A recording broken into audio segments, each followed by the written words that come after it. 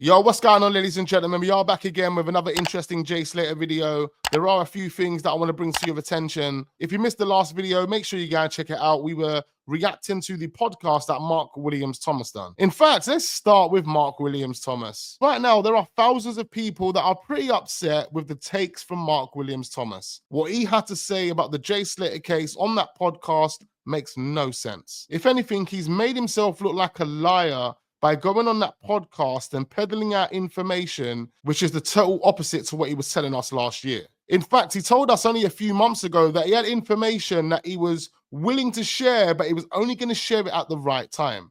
Well, what information was that? That it was an accident? That he fell and died? Was that the information that he was holding back? Mark Williams Thomas has been dragging this out for months, and months, literally just to tell us it was an accident. He fell when he died. No one else was up there. No one else is up there. Big up Duncan Smith. He made a video this morning and he was focusing on the words, no one else was up there. I mean, it's a pretty interesting video. Make sure you go and check it out. I feel like Mark has been dragging this out for months because the motivation behind it has always been money. He's literally playing Ayab's game, making people think and feel a certain way. Instead of just coming out and telling us, you know what, it was an accident, that's what the evidence tells us, he has been leading us astray, making it look like he's got information that we don't know about or information that could lead to getting justice for Jay. We now know that Jay took certain actions whilst at the rental because he was clearly worried about his own safety. Now, why was he worried about his own safety, Mark? Can you explain? Or are you someone that just wants to capture headlines so you can feed them to the likes of the Daily Mirror for a paycheck?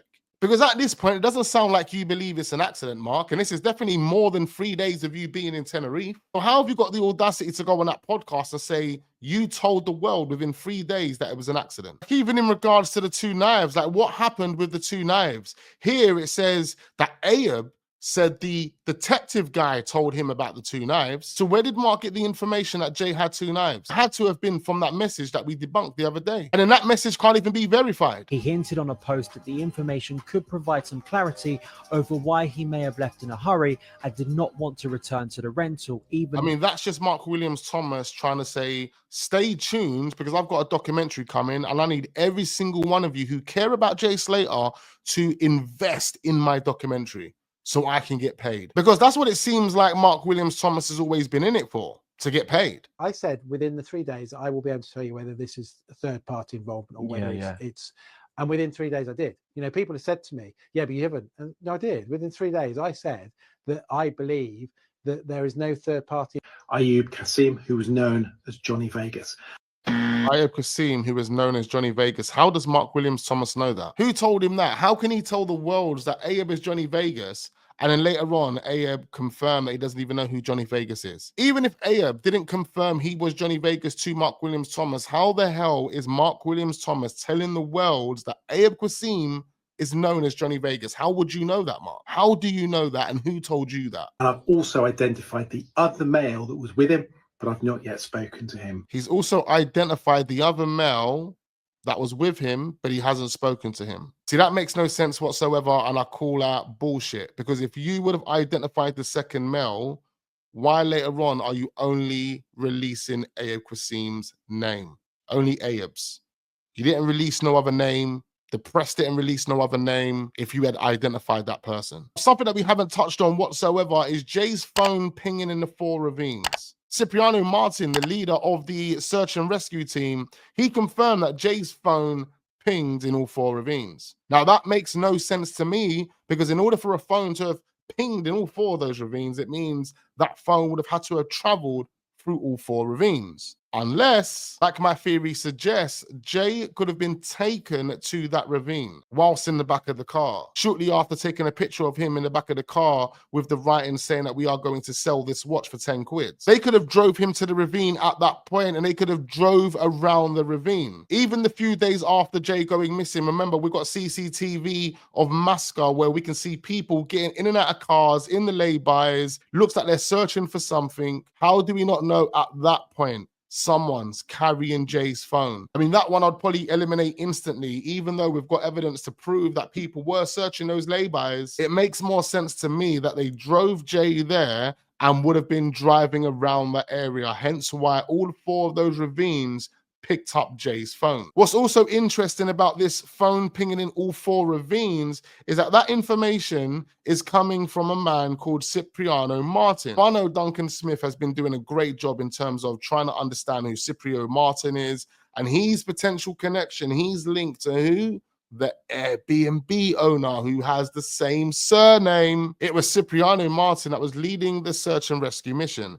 He was the one that was dealing with the press, keeping them up to date with what they were doing in the ravine, what areas they were searching, what areas had been searched, X, Y, and Z. It's just funny how this is all panning out. The pieces of the puzzle that we have that are going together, but you still have that one piece that doesn't fit entirely. I know there are a few people out there that are extremely curious to know what I've discovered in the photo of Jay in the back of the car. Don't worry, ladies and gentlemen, I will be bringing it to your attention. I've actually been given a brand new update from my forensic scientist friends. So over the next couple of days, I will be putting a video together to show you what we've actually discovered in that photo. Patience is a virtue, ladies and gentlemen. Another video that I did want to bring to your attention is something that we haven't heard before. This is a theory from someone on TikTok, which is a pretty interesting theory. And now this guy looked at the facts, he's looked at other information. In fact, he's looked at things that we haven't actually looked at, which is pretty interesting.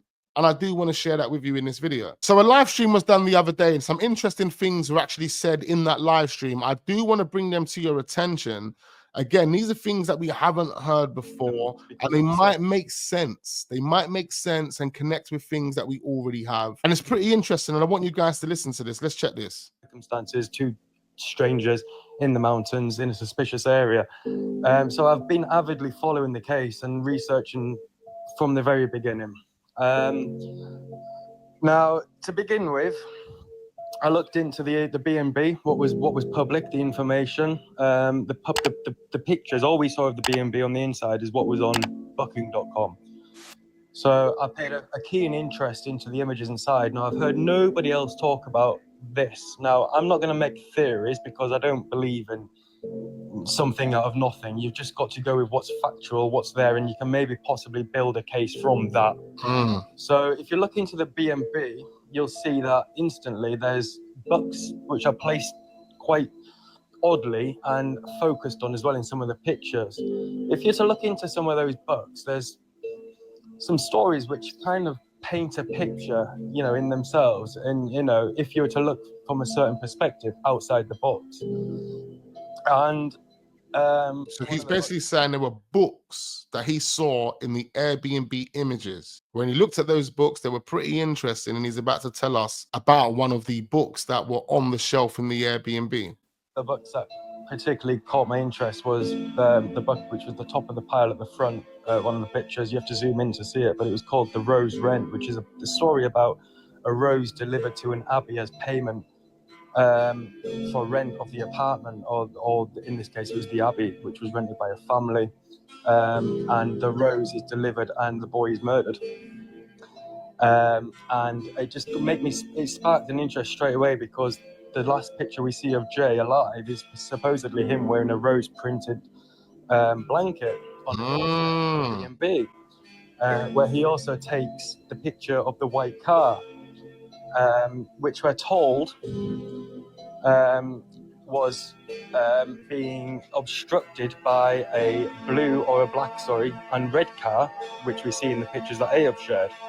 Yes, he's about to make a good point. Keep listening. We don't ever see that white car in the video Ayub shared behind or being obstructed. Therefore, exactly, it makes me wonder, where was that car now?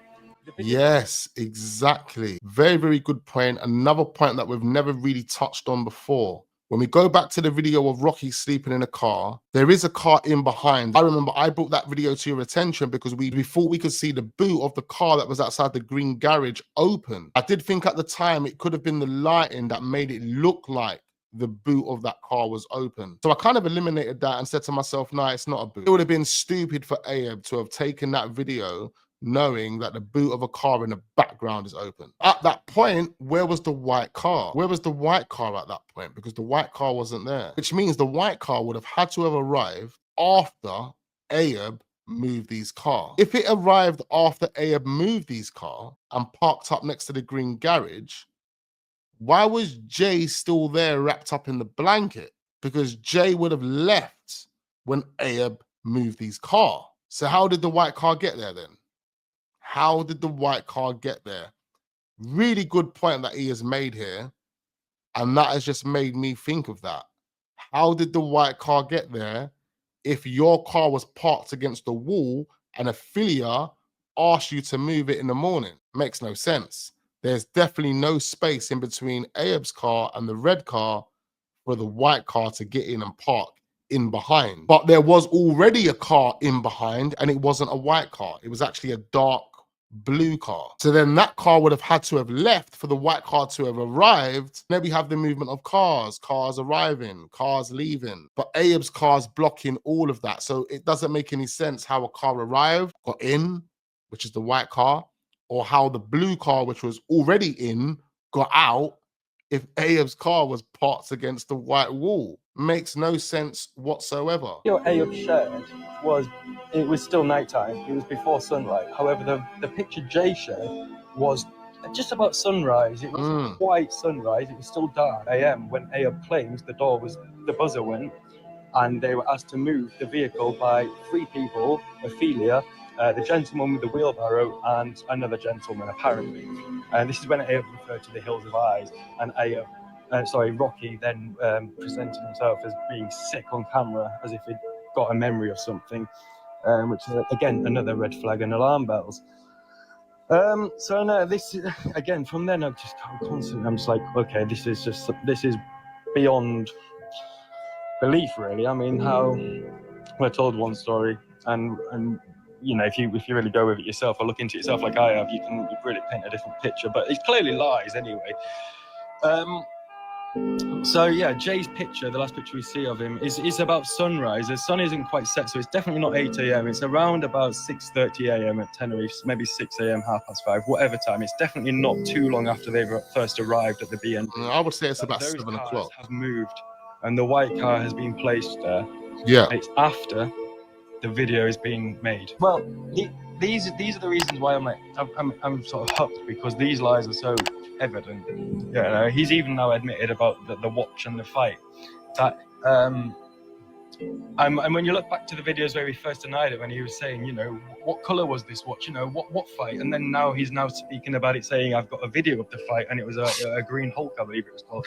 You know, it kind of, and you look at his body language, and you go, right, okay, you were lying there, and I can see your body language. Now I can see that since then, you know, you can tell when he's been lying, which is pretty much throughout the entire thing. Anyway. Yeah, but the thing is, he was lying even then when he told us about the Green Hulk. It was another way of diverting us from the truth, because ultimately the theft of the watch never happened. They made it look like that happened because they wanted to manipulate the perception of Jay's friends and Jay's family. They wanted those guys to feel that Jay had stolen a watch. He had done something wrong. And on that basis, you're never going to see your friend again. You're never going to see your son again. They knew that. Hence why Debbie received that disturbing message. They were literally just controlling perception, controlling the way people were thinking, what they were feeling. You got to think, for someone like Lucy, who knows Debbie, who knows Jay's friends, she's going to have to speak to them. She's going to have that moment with them. So before she even has that moment, she wants to know how she's going to approach the situation. If the friends and the family feel like Jay's done something wrong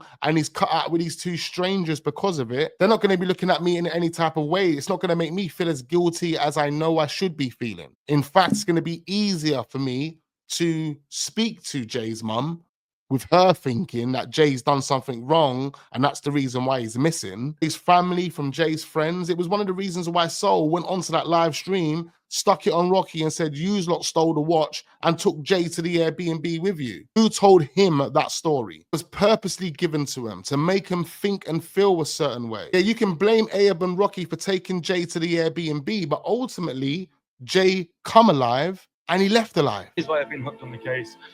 Now I've been wondering, like, why was Jay taken there? Is there any symbolism with these bucks that I was talking about? Was Jay delivered as a way of payment for rent of this apartment? Was this place a trap house, which, you know, was harboring drugs, or they were selling drugs from? And was this the way of payment? You know, was delivering Jay the way of payment? Like the rose rent would suggest, which is a pagan buck. It's a Cadfael buck. It's based in Britain, Shrewsbury, Shropshire in England. But when you paint the bigger picture and go forward, it kind of makes sense, and you can sort of make links from it. So The video that I shared, I've got that by Masca. There's not a large population of Masca. I can't remember. I think it's like, double figures. I don't think there's many people that are actually living there.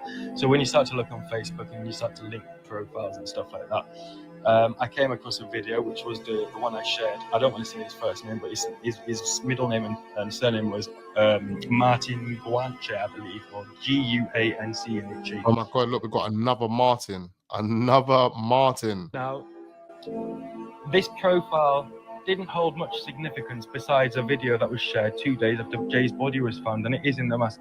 Now, what he was about to say there is the person that uploaded a video on their profile 2 days after Jay's body had been found has a video of the area that Jay's body would have been found in, and you can see 2 people there. You're gonna have to do, ladies and gentlemen, is wait for the next video. I'm gonna react to the part 2 of what we've just listened to. Plenty more Jay Slater videos uploading. I'm gonna be revealing the picture of Jay in the back of the car within the next couple of Jay Slater videos, ladies and gentlemen, so don't go anywhere. Make sure you hit the like button, subscribe to the channel if we are newly watching, turn your notification bells on so you don't miss out on future videos, and I look forward to seeing you guys on the next one.